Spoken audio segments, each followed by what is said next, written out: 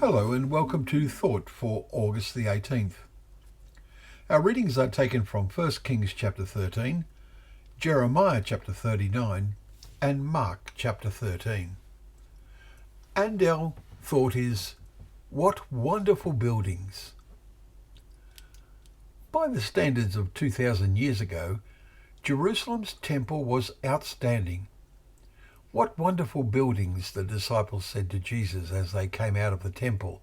Mark 13 verse 1. How shocked they must have been at his reply. Do you see these great buildings? There will not be left here one stone upon another that will not be thrown down. Verse 2. And so they were 40 years later. Similarly, the temple and city of Jeremiah's day were destroyed, and we read today in his 39th chapter of how all that the Lord had caused him to prophesy against the city took place, and the king and all his officials are in great distress, and most of them are killed. Mark's chapter records the pronouncements of doom Jesus made against Jerusalem itself. These have some parallel with events that Jeremiah experienced. However, in responding to his disciples' anxious requests for further explanations, Jesus described far more than the destruction of these wonderful buildings.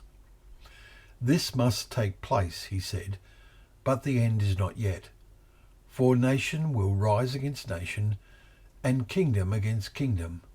There will be earthquakes in various places, verses 7 to 8. And he made a significant point when he added in verse 10, and this gospel must first be proclaimed to all nations.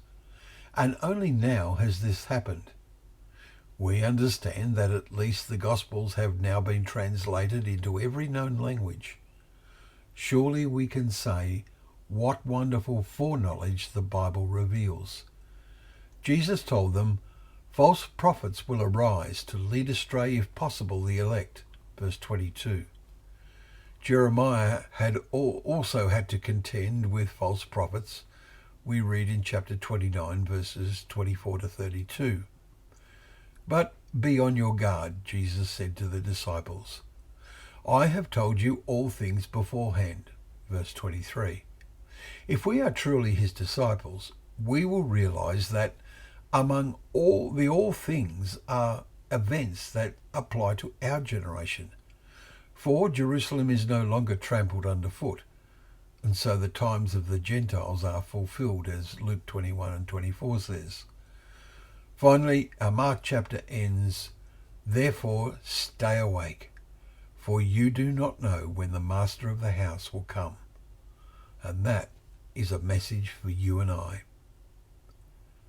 Well, thank you once again for joining us for Thought for the Day, where together we can open up the pages of God's Word, remembering that that Word is a lamp to our feet and a light to our path.